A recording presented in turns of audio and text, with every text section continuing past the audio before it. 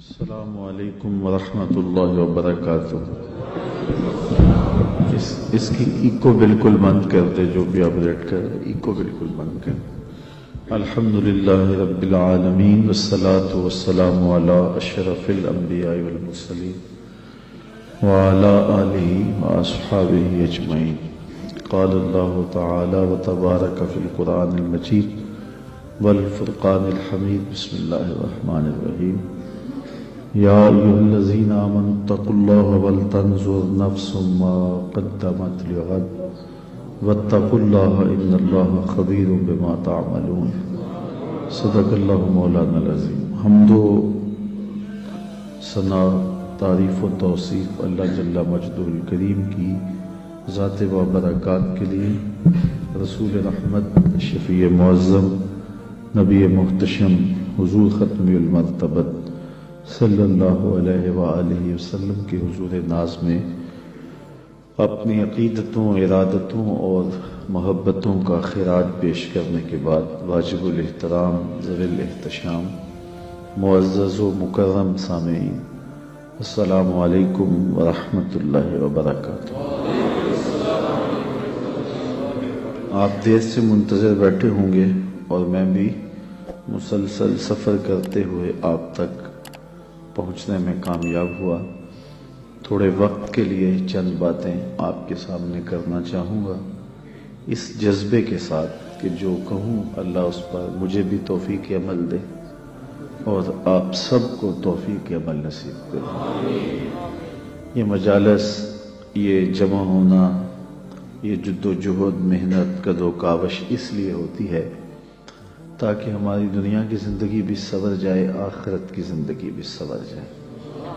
اور جب بھی ایسی مجالس میں بیٹھیں تو یہ نیت رکھا کریں کہ جو ہم سنیں اس کو سمجھیں بھی اور اس پر عمل بھی کریں، اور اللہ کی بارگاہ میں یہ دعا بھی کیا کریں، اللہ ہمارے لیے عمل کرنا آسان کر دے۔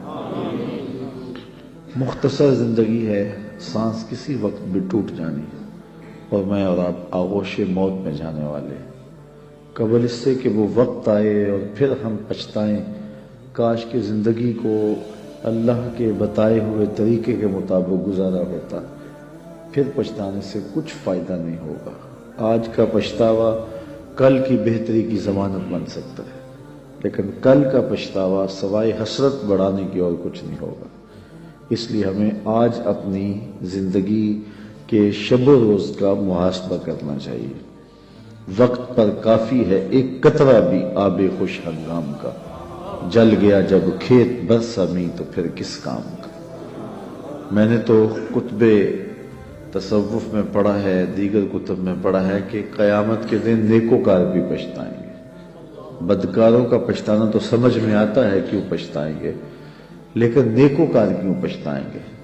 جب وہ اپنے اچھے اعمال کی جزا دیکھیں گے تو پچھتائیں گے، جو چند لمحے ضائع کیے وہ بھی کیوں ضائع کیے، وہ بھی اللہ کی یاد میں گزار دیے ہوتے، اس کے ذکر میں گزار دیے ہوتے۔ تو صاحبو، میرے پاس بھی آپ کے پاس بھی آج موقع ہے، کل نہیں ہوگا۔ تو اس وقت کو، اس فرصت کی گھڑیوں کو، ان لمحوں کو میں اور آپ غنیمت سمجھیں، قبل اس سے کہ توبہ کا دروازہ بند ہو جائے اور پھر پچھتاوا ہو۔ آج اگر تھوڑا سا تدبر کر لیں اور وقت پر ہم اللہ کے حضور حاضر ہو جائیں تو کل کی زندگی بہتر ہو سکتی ہے۔ ایک مجذوب تھا، فقیر تھا، وہ بازار میں کھڑا رو رہا تھا۔ کسی نے اس کو روک کے پوچھا کہ یہاں کیوں رو رہے ہو کھڑے ہو کے؟ تو اس نے کہا کہ میرا پروگرام بنا تھا ان بندوں کی رب کی صلح کروا دوں۔ تو کہا پھر کیا ہوا؟ کہا کہ وہ تو مانتا یہ نہیں مانتے، وہ کہتا ہے ان کو لے آ میری چوکھٹ پہ، ایک آنسو سے پچھلے گناہ دھو ڈالوں گا، خطائیں معاف کر دوں گا، بلکہ میرا وعدہ رہا کہ ان کے گناہوں کو بدل کے نیکیوں میں تبدیل کر دوں گا۔ میں نے ان کو سمجھایا ہے کہ رحمت کا در کھلا ہے، اس کی رحمت کی بارشیں اتر رہی ہیں، وہ کہتے ہیں آ جاؤ میری چوکھٹ پہ، لیکن یہ ایسے کھوئے ہیں کہ میری بات ہی نہیں سنتے۔ مجھے ان کے رویے پہ رونا آ رہا ہے، ان کی قسمت پہ رونا آ رہا ہے کہ ایسے موقع روز ملتے ہیں لیکن یہ میری بات ہی نہیں سنتے، یہ مانتے ہی نہیں ہیں، یہ میری سنتے ہی نہیں ہے، اس لیے میں رو رہا ہوں۔ اگلے دن وہی شخص قبرستان کے قریب سے گزرا تو وہی بابا قبرستان میں کھڑا رو رہا تھا۔ اس نے کہا بابا تو بازاروں میں بھی روتا ہے، قبرستانوں میں بھی روتا ہے، آج کیا مسئلہ ہے؟ کہا آج بھی مسئلہ کل والا ہے۔ کہا آج کیا ہوا؟ کہا آج میرا پروگرام تھا ان قبرستان والوں کی اور رب کی صلح کروا دو۔ تو کہا پھر آج کیا مسئلہ بنا؟ کہا آج یہ مانتے ہیں وہ نہیں مانتا، قبل اس سے کہ وہ ماننے سے انکار کر دے توبہ کا دروازہ بند ہو جائے، سورج مغرب سے طلوع ہو جائے، سانسوں کی ڈوری ٹوٹ جائے، آنکھیں تاڑے لگ جائیں، زبان بند ہو جائیں، ہاتھ اکڑ جائیں، اعضائے بدنیاں مدمحل ہو جائیں، اس سے قبل ہم اپنے رب سے سچی توبہ کر کے اپنی آخرت کی طرف توجہ دیں۔ میں نے جو قرآن مجید سے کلمات پڑھے ہیں ان میں اسی مضمون کو بیان کیا گیا، یا ایھا الذین آمنوا اتقوا اللہ، اے ایمان والو اللہ سے ڈر جاؤ، وَلْتَنْظُرْ نَفْسٌ مَا قَدَّمَتْ لِغَدٍ، اور ہر جان یہ دیکھے اس نے آنے والے کل کے لیے آگے کیا بھیجا ہے۔ حضور فرماتے ہیں جب کوئی شخص فوت ہوتا ہے تو لوگ کہتے ہیں اس نے پیچھے کیا چھوڑا ہے، فرشتے کہتے ہیں اس نے آگے کیا بھیجا ہے۔ میں اور آپ دیکھیں کہ ہم نے آگے کیا بھیجا ہے۔ ہماری اصل کمائی وہ ہے جو ہم آگے بھیج چکے ہیں۔ فرمایا کہ ابن آدم کہتا ہے مالی مالی مالی، فرمایا اس کا مال وہ ہے جو اس نے کھایا یا پہنا اور پرانا کر دیا، باقی اس کا نہیں، باقی اس کے وارثوں کا ہے، اور یا پھر وہ ہے جو اس نے آگے بھیج دیا، باقی تو بھی کفن بھی میلا نہیں ہوگا کہ بانٹ لیں گے۔ اللہ اکبر، جن کے لیے گناہ کیے، پاپ کیے، وہ تو اپنے ہاتھ سے غسل دینے کو تیار نہیں ہوں گے، وہ تو قمیض بھی پھاڑ کے اتاریں گے۔ میاں صاحب بولے جاندی واری ڈرونا بنیو تے ہاتھ نہ لاندے ڈردے، جاندی واری ڈرونا بنیو تے ہاتھ نہ لاندے ڈردے، جنہ لئی تو پاپ کمائے اج کتھے نہیں تیرے کر دے۔ وہ تو غسل دینے کے لیے تیار نہیں، انہیں خوف آتا ہے۔ قبرستان کے اوپر بھی کرائے کے بچے بٹھا دیے، وہ خود قرآن پڑھنے کی توفیق بھی نہیں رکھتے وہاں جا کے۔ تو وہی عمل ہے صاحب جو ہم نے اپنے ساتھ لے کے جانا ہے، اپنی آخرت کے لیے سوچنا، کبھی دھوکے نہ پڑنا۔ میرے پہ ناراض نہ ہونا، میں سچی بات کرنے کا عادی ہوں، میرے پہ پیر ناراض ہو جاتے ہیں۔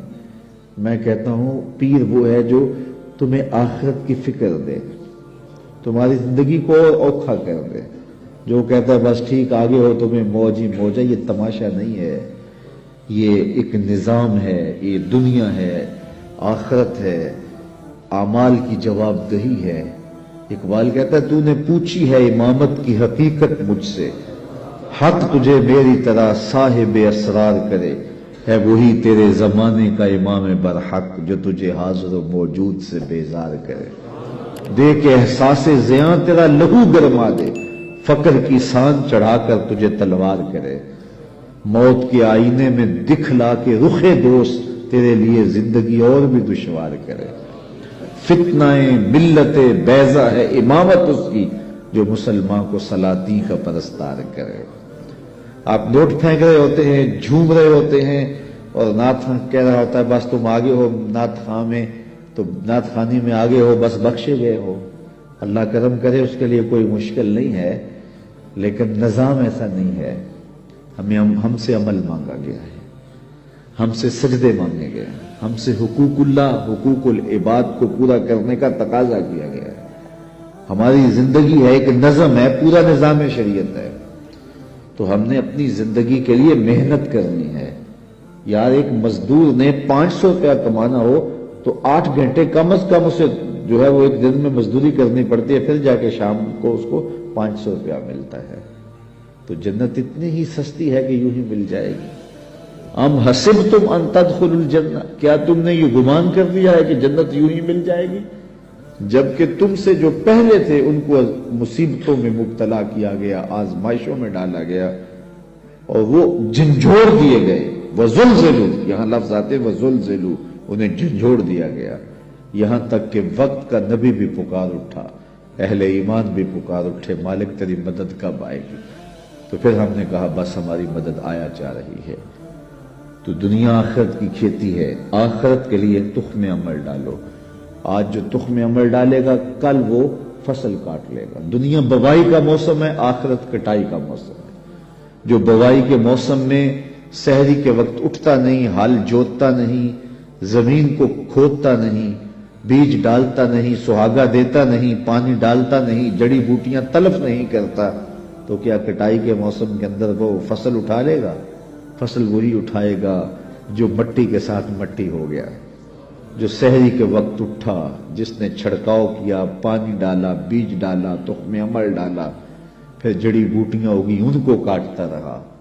اس نے کتنی محنت کی، تیز ہوا چلی تو دل ڈولنے لگا کہیں فصل نہ اجڑ جائے، دھوپ زیادہ گرم ہو گئی تو پریشان ہو گیا، ہاتھ پھیلا کے دعائیں مانگتا رہا، پانی خشک ہونے لگا تو سینچتا رہا پانی کہ میرے بوٹے سوکھ نہ جائیں، پھر جا کے کہیں پھل پکا اور پھر جا کے اس نے کھیتی اٹھائی۔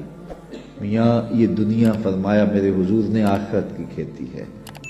سحری کے وقت اٹھو، آنسو بہاؤ، تخم عمل ڈالو اور گوڈی کرو، جڑی بوٹیاں اگنے لگ جائیں گی تمہارے عمل کے بعد بھی، کھیتی بونے کے بعد بھی۔ تم نے بویا کچھ تھا لیکن حسد کی جڑی بوٹی، حقد کی، نفرت کی، بغض کی، کینے کی، آؤ ذرا ان جڑی بوٹیوں کو بھی کاٹیں، نکالیں، سب کچھ پیش کر کے پھر کسی آندھی سے بھی ڈریں۔ شیطان نفس بعض کا سارا بنا ہوا کھیل گوا دیتا ہے۔ بلعم بن باورا کی مثال ہمارے سامنے، بنی اسرائیل کا مستجاب الدعوات ولی تھا، ہاتھ پھیلا کے دعا مانگتا، منہ پہ ہاتھ بعد میں پھیرتا، قبولیت پہلے ہو جاتی، اتنا مقبول تھا، لیکن بھٹک گیا۔ پھر اسی کے بارے میں قرآن نے کہا مثلہ کمثل الکلب، اس کی مثال کتے کی مثال ہے، زبان لٹک گئی، زمین چاٹتا تھا۔ اس لیے میاں صاحب بولے پڑھنے اتے مان کرینا تے نہ آکھی میں پڑھیا، او جبار کہار صداوے متا روڑ دے دودھ کڑیا۔ جب تک یہ یقین نہ ہو کہ میرا انجام کیا ہے اتنی دیر تک دھڑکا لگا رہے۔ ایک تابعی حضرت ابو ملیکہ رضی اللہ تعالیٰ عنہ کہتے ہیں میں 30 اصحاب رسول سے ملا ہوں، بخاری کتاب الایمان اٹھائیے، کہتے ہیں میں 30 اصحاب رسول سے ملا ہوں، ہر کوئی ایمان کے بارے میں ڈاڈا فکر مند تھا کہ میرا خاتمہ ٹھیک ہو جائے۔ رنگا رنگ سہیلیاں پرن کڑے، پر پریا اس دا جانیے جس دا توڑ چڑھے۔ اس لیے یہ تھوڑی زندگی اللہ نے مجھے دی ہے، آپ کو دی ہے، یہ اس کی امانت ہے، یہ کتنی بڑی دولت اس نے ہمیں دی ہے، اس کا شکر ادا کرو کہ سینے میں اسلام کا چراغ ہے۔ سب سے بڑی دولت جو ہمیں اس دنیا پہ دی گئی ہے وہ دولت ایمان ہے، اور آخرت میں سب سے بڑی دولت جو دی جائے گی وہ دیدار الہی ہوگا۔ جو دنیا میں ایمان سے محروم رہا، آخرت میں دیدار الہی سے محروم رہا، وہ حقیقی محروم ہے۔ ایک بندہ ہواؤں میں اڑتا ہے، چرخ پہ جھولتا ہے، عالی شان بنگلوں میں رہتا ہے، دنیا میں پہچان ہے، لوگ سے لوٹ کرتے ہیں، وقار ہے، منصب ہے، عہدہ ہے، لمبی لمبی گاڑیاں ہیں، خوبصورت عورتیں پہلو میں ہیں، زمانہ کہتا ہے کیا قسمت اس کی، کیا کہنے، لیکن سینے میں ایمان کی روشنی نہیں ہے، کوڈی مل نہیں ہے۔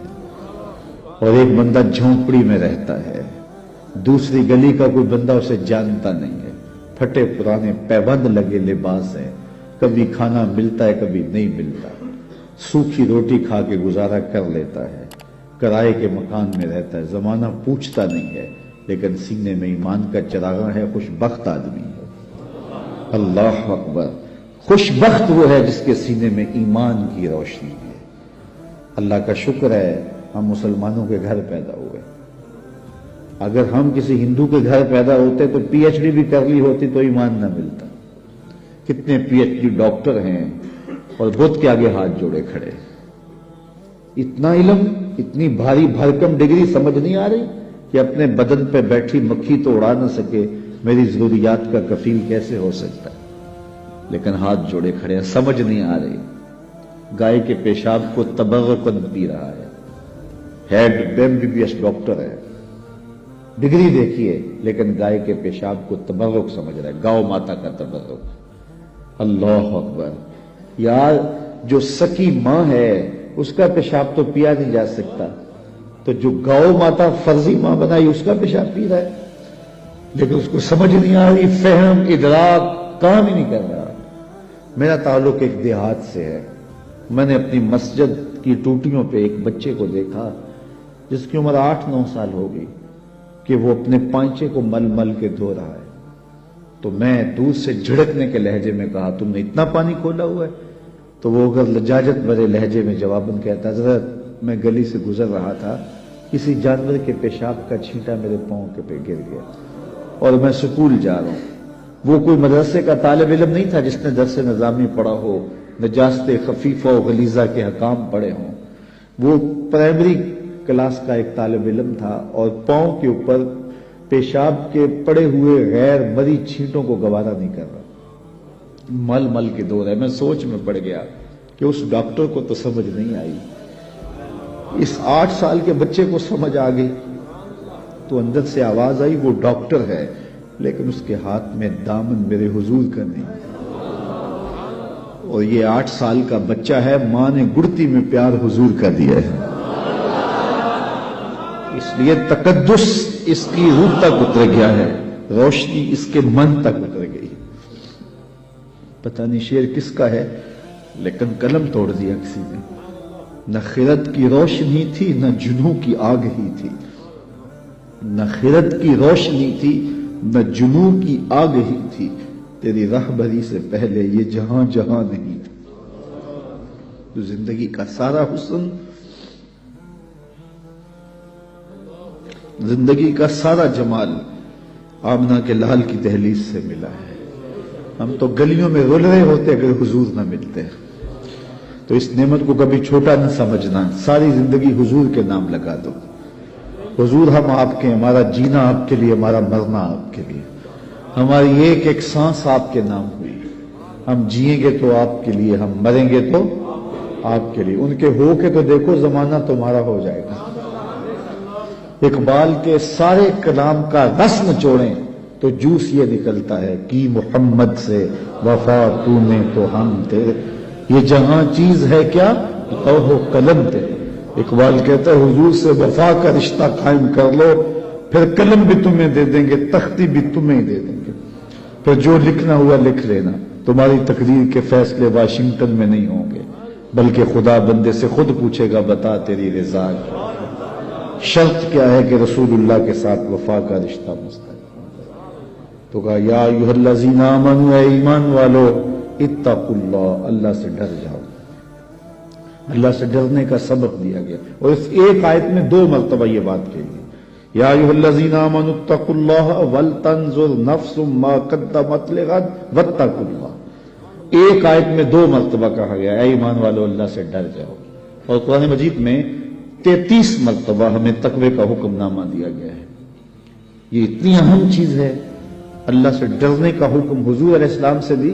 جب کوئی کہتا حضور ہمیں کوئی وصیت کیجیے تو حضور کہتے اوصی کا بتقوی اللہ، میں تمہیں اللہ سے ڈرنے کی وصیت کرتا ہوں۔ تقوی ہے کیا جس کی وصیت رسول کریم بھی بار بار کرتے ہیں؟ تقوی ہے کیا جس کی وصیت میرا رب بھی کرتا ہے، بار بار حکم دیتا ہے کہ تم تقوی اختیار کرو، اللہ سے ڈر جاؤ۔ اللہ کوئی ایسی چیز ہے جس سے ڈرا جائے؟ بندہ جس سے ڈرتا ہے اس سے وحشت بھی کرتا ہے۔ سانپ سے ڈرتا ہے، ہتھے چڑھ جائے تو مار بھی دیتا ہے۔ چور ڈاکو سے ڈرتا ہے، قابو آ جائے انہیں چھوڑتا بھی نہیں ہے۔ لیکن اللہ سے بندہ ڈرتا بھی ہے، محبت بھی کرتا ہے۔ تو یہ ڈرنا کس معنی میں ہے؟ تو یہ ڈرنا اس معنی میں ہے کہ بندہ جس سے محبت کرتا ہے اس کی ناراضگی سے ڈرتا ہے۔ اللہ سے ڈرنا اس معنی میں ہے کہ وہ ناراض نہ ہو جائے، وہ روٹھ نہ جائے، چونکہ میں اس سے پیار کرتا ہوں، اور جس سے بندہ پیار کرتا ہے اس کے تو تیور بدلے تو نیندیں اڑ جاتی ہیں۔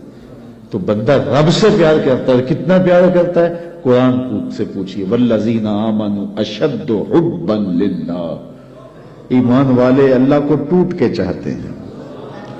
دنیا میں کسی نے کسی سے اتنا پیار نہیں کیا ہوگا جتنا بندوں نے رب سے پیار کیا ہے۔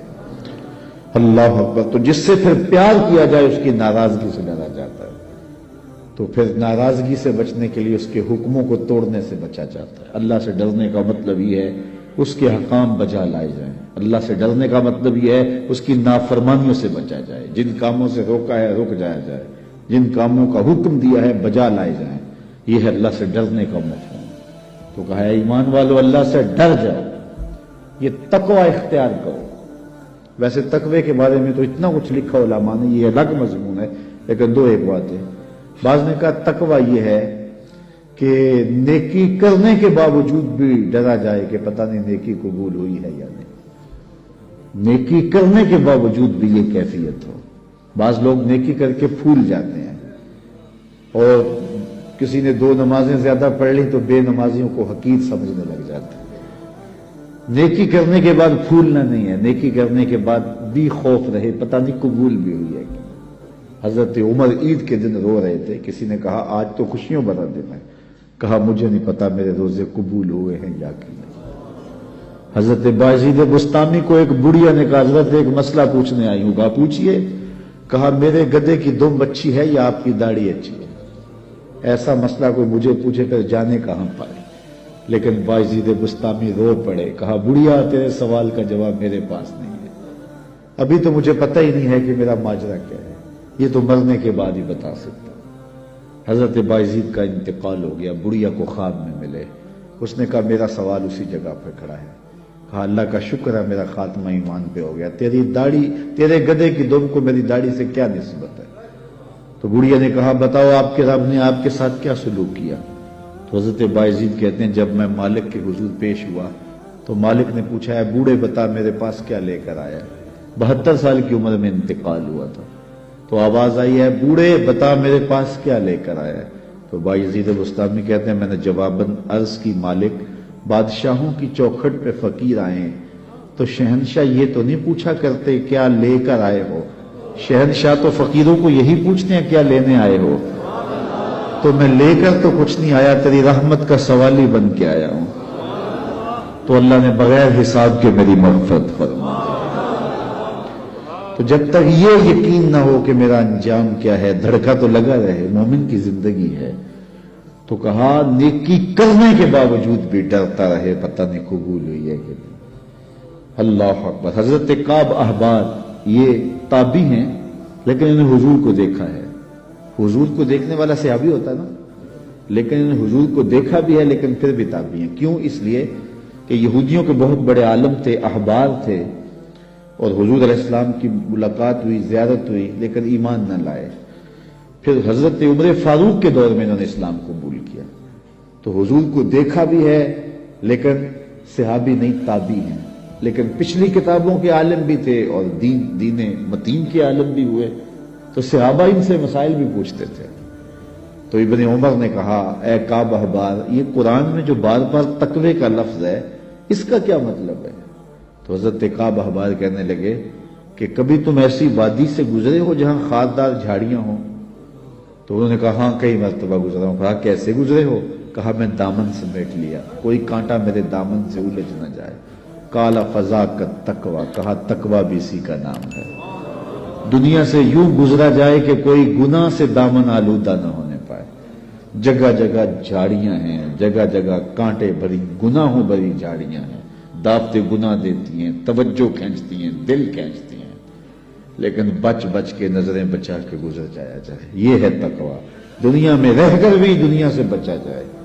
دنیا کے ترک کرنے کا نام کمال نہیں ہے، دنیا میں رہ کے دنیا کی خرابیوں سے بچنے کا نام کمال ہے۔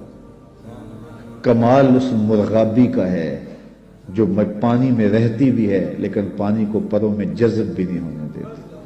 صوفیہ فرماتے ہیں دنیا میں ایسے رہو جس طرح کشتی پانی میں رہتی ہے، پانی میں رہتی ہے لیکن پانی کو اپنے اندر نہیں آنے دیتی۔ کشتی میں پانی رہے تو خیر ہے، خود بھی ترے گی، اوروں کو بھی ترائے گی، لیکن اگر پانی کشتی میں آ گیا تو کشتی اور اس کے سواروں کو لے ڈوبے گا۔ کہا دنیا میں تم رہو، دنیا تمہارے اندر نہ رہے۔ اللہ اکبر۔ اگر دنیا تمہارے اندر آ گئی پھر پلے بچے گا کچھ نہیں۔ من نظر الی الدنیا نظر الحب اخرج اللہ تعالی من قلبہ نور الیقین والزہد۔ جو دنیا کو محبت کی نظر سے دیکھتا ہے اللہ اس کے دل سے تقوی کا نور کھینچ لیتا ہے، پھر اس کے سجدے رسمی رہ جاتے ہیں، اس کی نمازیں دکھاوے کی رہ جاتی ہیں۔ پھر اس کے سارے اعمال بس رسمی رہ جاتے ہیں، پھر نہ سجدے کی لذت باقی بچتی ہے، نہ رکوع اور قیام کا لطف باقی رہتا ہے، پھر سب کچھ اس کی تقریر، اس کا واعظ، اس کا سننا، اس کا سنانا سوائے رسم کے اور کچھ نہیں ہوتا۔ تو دنیا سے محبت نہیں کیجیے گا۔ میرے حضور نے فرمایا کن فی الدنیا کانک غریب او کعابر سبیل، دنیا میں ایسے رہو جس طرح کوئی اجنبی مسافر رہتا ہے یا پھر کوئی سڑک عبور کرنے والا گزرتا ہے، دائیں بائیں سے دیکھ کے سڑک عبور کر جاتا ہے۔ تو میری اور دنیا کی مثال ایسے ہے جس طرح کوئی مسافر گزر رہا تھا، راستے میں شجر سایہ دار آ گیا اور وہ چند لمحوں کے لیے سستانے کے لیے رک گیا اور پھر منزل کی طرف چل پڑا۔ تو دنیا میں چند لمحوں کے لیے ہم رکے ہیں، کوئی 60 سال کے لیے رکا ہے، کوئی 70 سال کے لیے رکا ہے، کوئی 50 سال کے لیے، کوئی 20 سال کے لیے، کوئی 40 سال کے لیے۔ کسی کے 40 سال بیت گئے، کسی کے 50 سال بیت گئے، کسی کے 20 سال بیت گئے۔ تھوڑی دیر کے بعد دوپہر کٹ جانی ہے، سایہ جو ہے وہ ختم ہو جانا ہے، اٹھ کے پھر کوچ کرنا ہی پڑنا ہے۔ تو قبل اس سے چونکہ یہ 60 سال، 6 سال، 50 سال، 20 سال، 40 سال یہ ہمارا اس درخت کی چھاؤں کے نیچے بیٹھنا ہے، اور اس کے بعد ایسی زندگی ہے، ایسی لمبی زندگی، نہ ختم ہونے والی زندگی۔ یوم حشر ایک دن جو ہے 50,000 سال کا، 50 سال کا نہیں، 100 سال کا نہیں، 50,000 سال کا ایک دن، اور یہ ساری دنیا 60 سال کی، یہ ساری زندگی جو ہے وہ 50 سال کی، 60 سال کی، 70 سال کی۔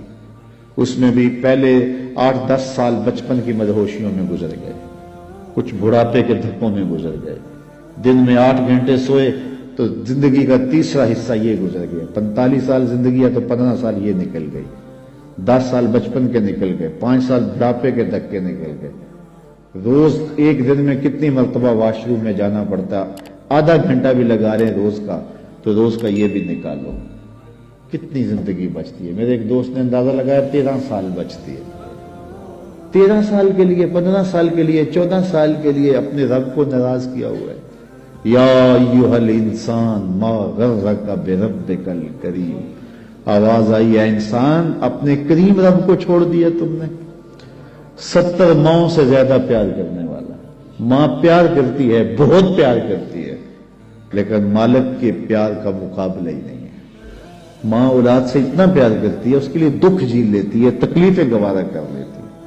میں آپ سے پوچھتا ہوں کہ ماں اولاد سے اتنا پیار کیوں کرتی ہے؟ آپ کا ایک ہی جواب ہوگا کہ ماں نے بچے کو جنم جو دیا ہے۔ تو میرے اس جملے پہ اگر غور کرو اور میں تقریر ختم بھی کر دوں تو آپ کے آنے کا اور میرے آنے کا مقصد پورا ہو جائے گا۔ یہ جملہ اگر آپ سمجھ جائیں، جس ماں نے جنم دیا ہے وہ اتنا پیار کرتی ہے، جس رب نے خلق کیا ہے وہ کتنا پیار کرتا ہے۔ ماں نے جنم دیا ہے، خلق نہیں کیا، تخلیق نہیں کیا۔ جنم دینے والی کا پیار کسی ترازو پہ نہیں تولا جا سکتا، تو جس نے خلق کیا ہے وہ کتنا پیار کرتا ہے۔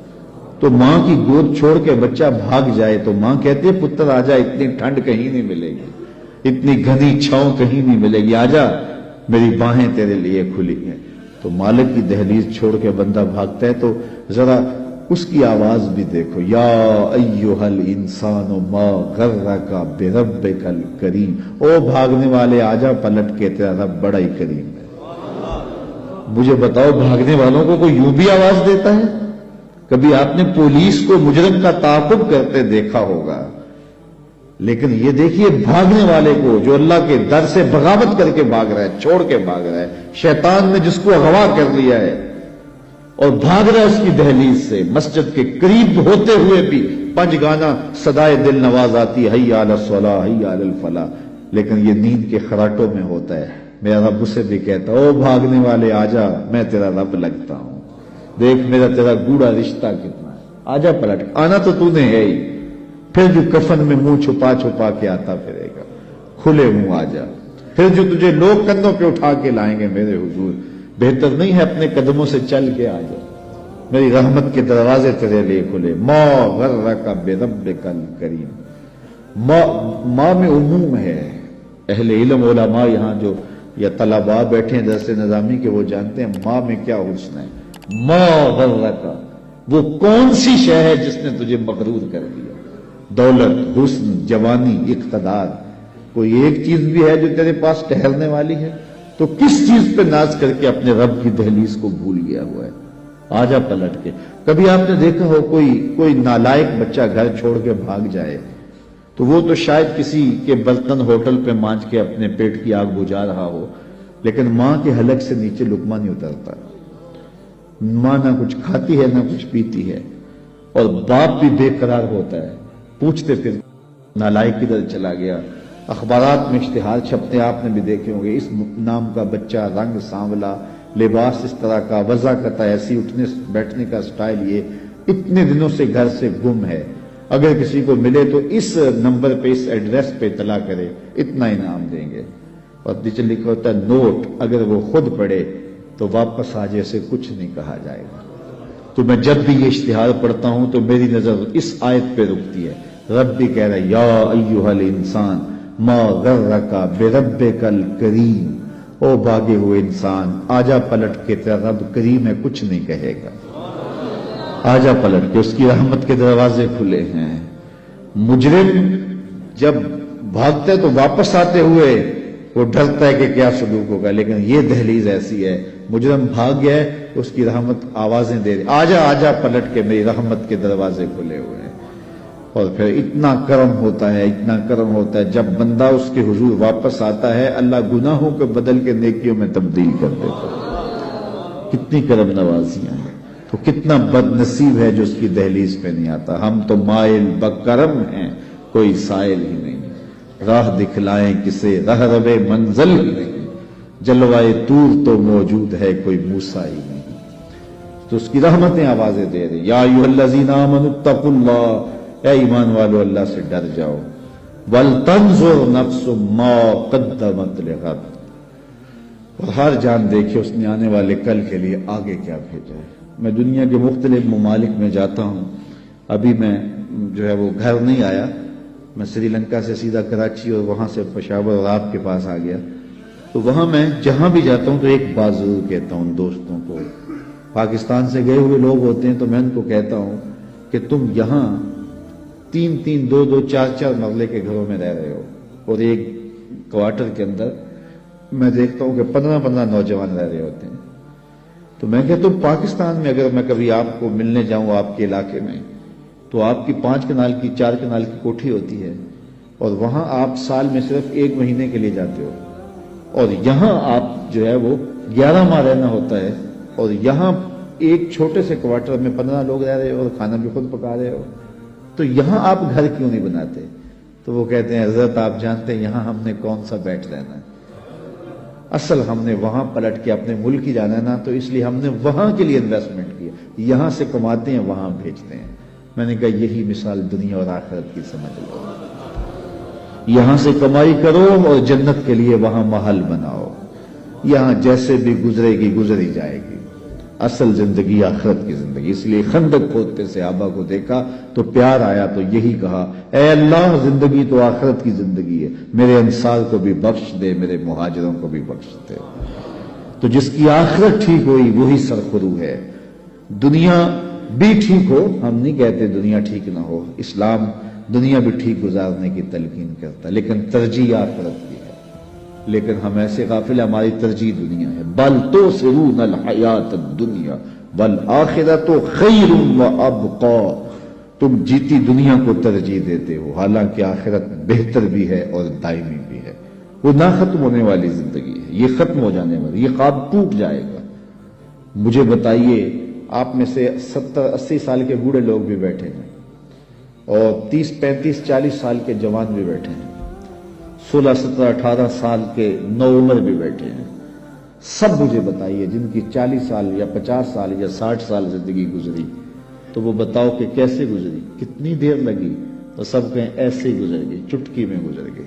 یہ کل کی کہانی، ہمیں دیہات کی گلیاں دکھائی دے رہی ہیں، وہ کاغذ کی کشتی، وہ بارش کا پانی، وہ کل کی کہانی ہے. وہ مٹی کے گھروندے، وہ بچپن، ابھی کل کی کہانی، ننھی سی ایک لکیر ہے اور ہم یہاں آ کھڑے ہوئے.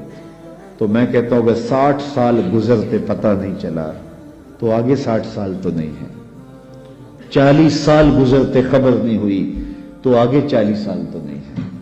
تو جب وہ گزر گئے اور ایسے گزر گئے باقی 2 سانسیں ہیں یا 2 سال ہیں یا 20 سال ہیں یا 30 سال ہیں تو وہ بھی ایسے ہی گزر جائیں گے۔ تو اصل زندگی آخرت کی زندگی ہے جس میں اختتام ہی نہیں ہے۔ کہتے ہیں جنتی جنت میں جا کے ایک ہی خوف، ایک ہی خدشے میں ہوں گے کہیں موت نہ آ جائے، یہ منظر بدل نہ جائے، اور جہنمی جہنم میں جا کے ایک ہی امید ہوگی انہیں، کاش کہ موت آ جائے تو جان چھوٹ جائے۔ پھر مینڈے کی شکل کے اندر جو ہے وہ حشر کے میدان میں موت کو لایا جائے گا، جنتی جنت سے اور جہنمی جہنم سے دیکھ رہے ہوں گے، اور پھر مینڈے کی شکل میں لائی ہوئی موت کو ذبح کر دیا جائے گا۔ اب موت کو بھی موت آ گئی تو جنتی اتنے خوش ہوں گے کہ اگر خوشی سے مرا جاتا، موت کو موت نہ آئی ہوتی تو یہ مر جاتے، اور جہنمی اتنے دکھی ہوں گے کہ اگر موت کو موت نہ آئی ہوتی اور غم سے مرا جا سکتا ہوتا تو یہ مر جاتے۔ ایک ابدی زندگی ہے جو نہ ختم ہونے والی ہے، اور یہ زندگی بکھر جانے والا خواب ہے۔ تو میں سمجھتا ہوں اس سے بڑا جو ہے وہ احمق نہیں ہے جو اپنی آخرت کو برباد کرتا ہے۔ تو سورۃ الاعلیٰ کے اندر خاص طور پہ یہ بات کہی گی، بل تؤثرون الحیاۃ الدنیا والآخرۃ خیر وابقی ان ھذا لفی الصحف الأولی صحف ابراہیم وموسیٰ۔ کا یہ صرف ہم نے قرآن میں بیان نہیں کیا کہ حضرت ابراہیم حضرت موسیٰ پر جو صحیفے اترے تھے، یہ کہانی ہم نے وہاں بھی لکھی، انسان کو بتایا ہے، اس کو معاد کی خبر دی ہے، دنیا کی بے ثباتی کی کہانی بتائی ہے، تو وہ اس دنیا میں رہ کے اپنی آخرت کی طرف توجہ دے۔ یہ بوائی کا موسم ہے، آخرت کٹائی کا موسم ہے، تخم عمل ڈالے، محنت کرے، گوڈی دے، جڑی بوٹیاں تلف کرے، اپنے عمل کی بہتریاں کرے، آنسوں کا چھڑکاؤ کرے، تہجد کے سجدے نصیب ہوں، 5 گانا نمازوں میں کوتاہی ممکن ہی نہ ہو۔ ہمارے بزرگ فرمایا کرتے تھے سونے سے قبل 5 انگلیاں بھی گن لیا کرو، 5 نمازیں بھی گن لیا کرو، اور اگر تہجد نصیب ہو جائے، کتنے خوش نصیب ہیں وہ لوگ جو سحری کا اٹھنا پا لیتے ہیں۔ ایک روایت میں آتا جب سحری کے لمحے ہوتے ہیں تو شوہر اٹھتا ہے اور اپنی بیوی کو بھی جھنجھوڑتا ہے، لیکن نیند کے غلبے کی وجہ سے وہ اٹھ نہیں پاتی۔ خیر یہ چلا جاتا ہے، وضو کرتا ہے، واپس آتے ہوئے چلو میں تھوڑا سا پانی لے آتا ہے اور اپنی بیوی کے اوپر چھڑک دیتا ہے تو وہ بھی اٹھ جاتی ہے، اور یہ مصلی بچھا کے نماز پڑھنے لگ جاتا ہے، اللہ کے حضور سجدہ ریزیاں کرتا ہے، اور وہ بھی جلدی سے وضو کر کے اس مصلی کے ساتھ مصلی بچھا کے خاتون بھی نماز پڑھنے لگ جاتی ہے۔ تہجد کے سجدے ہیں، سحری کے لمحے ہیں، رات کی تاریکیاں ہیں، کوئی دیکھنے والا نہیں ہے، 2 مصلی بچھے ہیں، ایک پہ شوہر کھڑا ہے، ایک مصلی پہ بیوی کھڑی ہے، رب کی دہلیز کا نوکر اور اس کی چوکھٹ کی بادی، دونوں سجدہ ریز ہیں۔ حدیث میں آتا ہے جب یہ سجدے کر رہے ہوتے ہیں اللہ دیکھ کے مسکرا رہا ہوتا ہے، اپنی شان کے مطابق مسکرا رہا ہوتا ہے کہ دیکھو میرا بندہ اور میری بندی میرے لیے سجدے کر رہے ہیں، پھر کتنی رحمتیں برستی ہیں، کتنی کرم نوازیاں ہوتی ہیں۔ ذرا اپنی سحریوں کا آغاز سجدوں سے کرو، پھر آپ کو کسی بابے کے پاس نہیں جانا پڑے گا کہ جن آ گیا، بھوت آ گیا، ہمارے گھر میں سایہ ہو گیا، بدروحوں کا اثر ہو گیا، کسی نے تعویذ ڈال دیے، جادو کر دیا، ٹونا کر دیا۔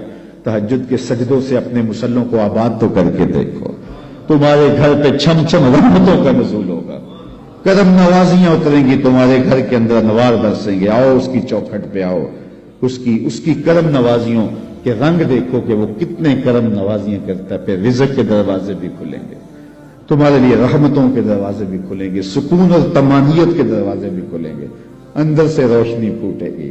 تہجد کے وقت جب سجدے میں سر رکھ کے کہو گے سبحان ربی الاعلی، تو پھر اندر سے ایسی روشنی پھوٹے گی، اندر بوٹی مشک مچایا اتے جاں پھلاں تے آئی ہو، پھر کیفیات نصیب ہوں گی، پھر من میں چراغا ہوگا۔ آؤ اپنے آپ کو مالک کی چوکھٹ پہ لے جاؤ، اس کی دہلیز پہ لے جاؤ۔ تو کہا ہر جان یہ دیکھے اس نے آنے والے کل کے لیے آگے کیا بھیجا ہے۔ پھر کہا واتقوا اللہ، اور اللہ سے ڈر جاؤ۔ پھر دوبارہ وہی تلقین کی، پھر ارشاد فرما ان اللہ خبیر بما تعملون، جو تم کرتے ہو تمہارا رب اس سے باخبر ہے، تم اس کی نگاہوں سے پوشیدہ نہیں ہو۔ آج کہیں لکھا ہوتا نا خبردار کیمرے کی آنکھ دیکھ رہی ہے، تو لوگ سیدھے ہو کے بیٹھ جاتے ہیں، کیمرے کی آنکھ دیکھ رہی ہے۔ کیمرے کی تو لائٹ بھی بند ہو سکتی ہے، اس کا سسٹم خراب بھی ہو سکتا ہے، لیکن جو رب کے کیمرے لگے ہیں وہ سسٹم کبھی خراب نہیں ہوتا۔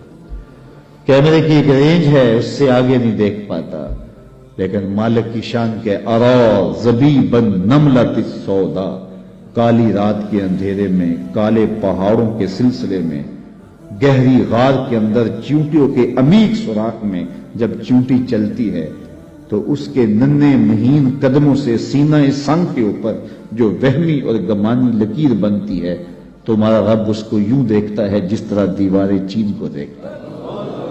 اس کی نظروں سے کیا ہماری خلوتیں پوشیدہ ہیں، ہمارے اعمال پوشیدہ ہیں؟ کیا اس کی نظروں سے ہمارے خیال پوشیدہ ہیں؟ دروازہ مقفل کر کے اگر ہم گناہ کریں گے تو کیا مالک سے پوشیدہ ہوں گے؟ لوگوں سے تو پوشیدہ ہیں لیکن مالک سے پوشیدہ نہیں ہے۔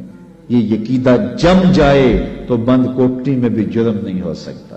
آپ دیکھتے نہیں ہیں کہ جب دروازے مقفل کر کے بت کے اوپر بھی موٹا کھیس ڈال کے زلیخا بولی ہے تا لگ یوسف اب تو آ جاؤ، اب تو کوئی نہیں دیکھ رہا، تو جناب یوسف نے کہا کالا معاذ اللہ، میں اللہ کی پناہ میں آتا ہوں، تو اپنے اس بے جان بت اور مجسمے سے بھی حیا کرتی ہے اور اس کے اوپر بھی جو دیکھ نہیں سکتا پردہ ڈال لیا ہے، اور میں اس سے حیا نہ کروں جو ساتویں کوٹڑی میں بھی دیکھتا ہے۔ پھر اتنی روشنیاں برستی ہیں کہ گناہ کا تصور بھی محال ہوتا ہے، اور یوسف بھاگتے ہیں تو اللہ دروازے کو شادہ کرتا چلا جاتا ہے۔ تو آؤ تو اس چوکھٹ پہ، تو وہ تو بند کمروں کے ماحول دیکھتا ہے، اس سے تو کوئی چیز پوشیدہ نہیں ہے۔ یہ یقین اتر جائے، روح میں جم جائے تو پھر زندگی سنور جاتی ہے۔ اور میں آپ کو ایک اور بات عرض کرنا چاہتا ہوں کہ بطور سنی آپ تو یہ بھی عقیدہ رکھتے ہیں کہ رسول کریم کی نگاہوں سے کچھ پوشیدہ نہیں ہے، تو کیا یہ عقیدہ 3 گھنٹے کے مناظرے کے لیے رکھا ہوا ہے کہ عمل پہ بھی اس کا کوئی اثر ہے؟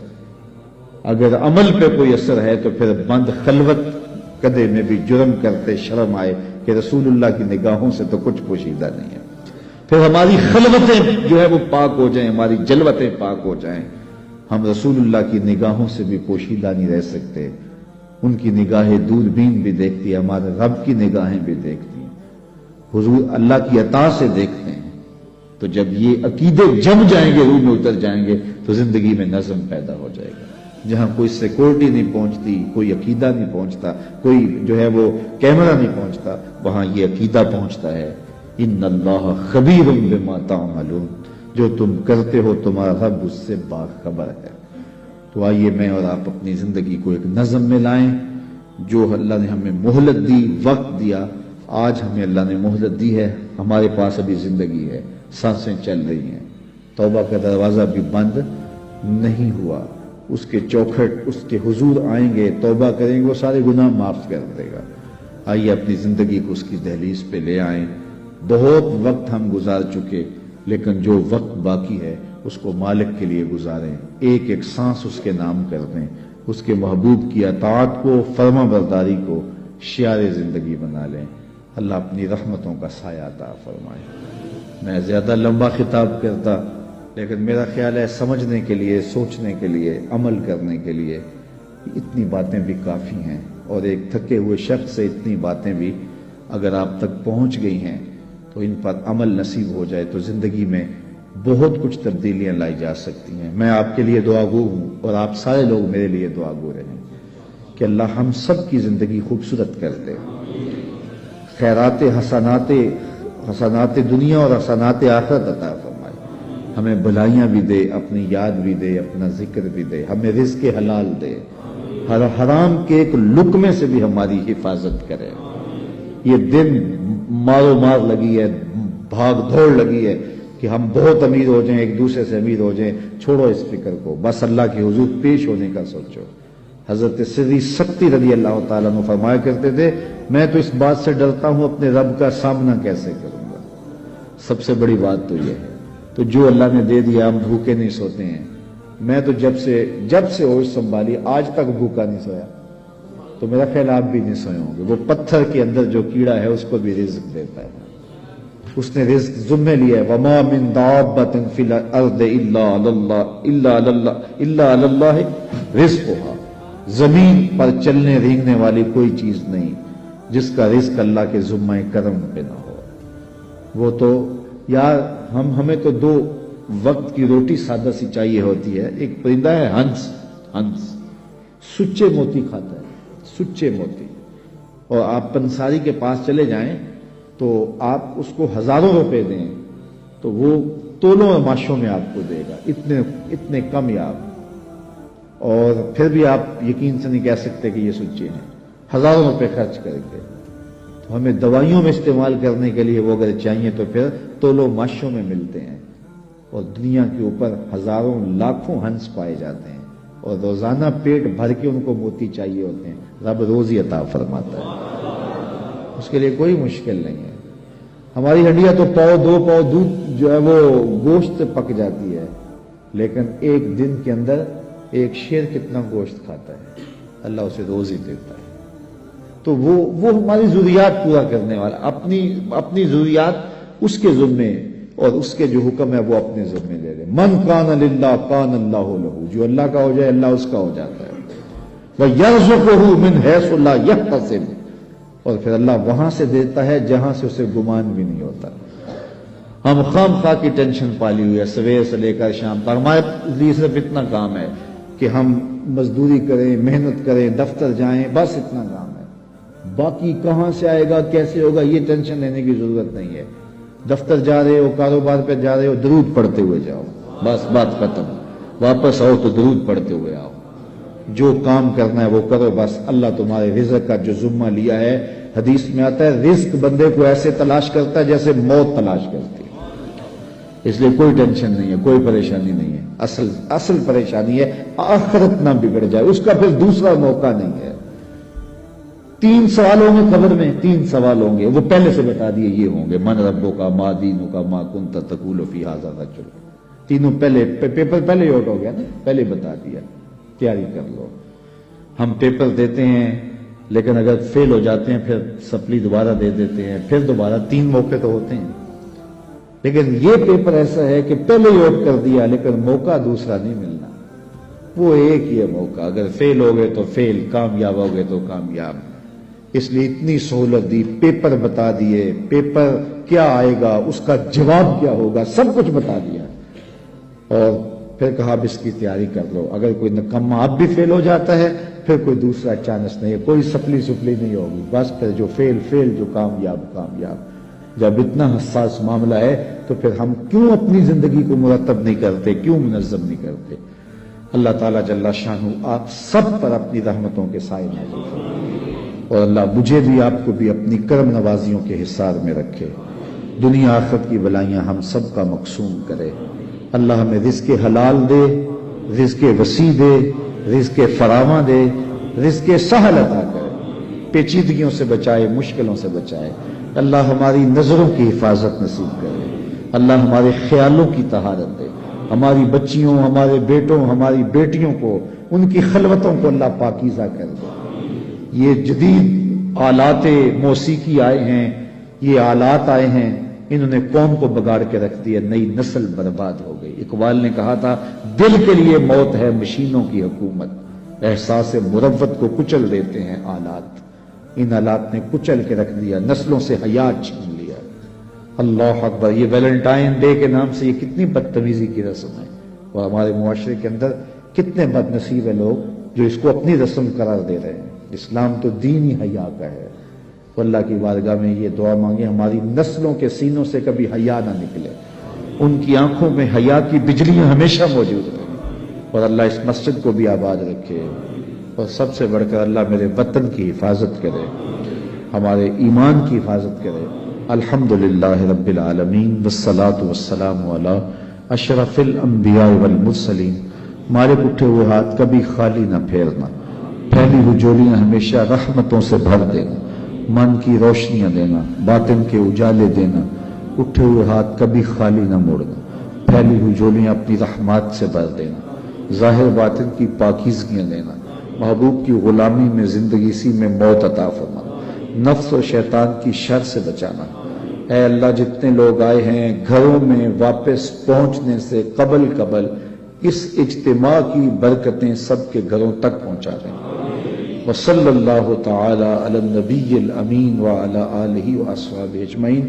میری گزارش ہے کہ صرف 3 منٹ کے لیے آپ اپنی جگہوں پہ بیٹھے رہیں اور اپنی ساری توجہات اپنے دل کی جانب لگائیں. جو جانا چاہے وہ بے شک چلا جائے، لیکن جو رکنا چاہے وہ 3 منٹ کے لیے اپنی توجہات اپنی دل کی طرف لگائے اور اپنے بارے کچھ نہ کچھ سوچے کہ میں کہاں کھڑا ہوں، اور یہ خیال بھی کرے کہ میرے دل سے اللہ کی صدا پھوٹ رہی ہے، میرا دل اللہ اللہ پکار رہا ہے. چند لمحوں کے لیے ہم یہاں بیٹھے تاکہ جو ہمیں نصیب ہوا، جو سنا، اس کو اپنے اندر جذب کرنے کی کوشش کریں. پھر چپکے سے ہم اٹھ کے اپنے اپنے گھروں کی طرف پلٹ جائیں گے. اللہ مجھے آپ کو اپنی رحمتوں کے حصار میں رکھے.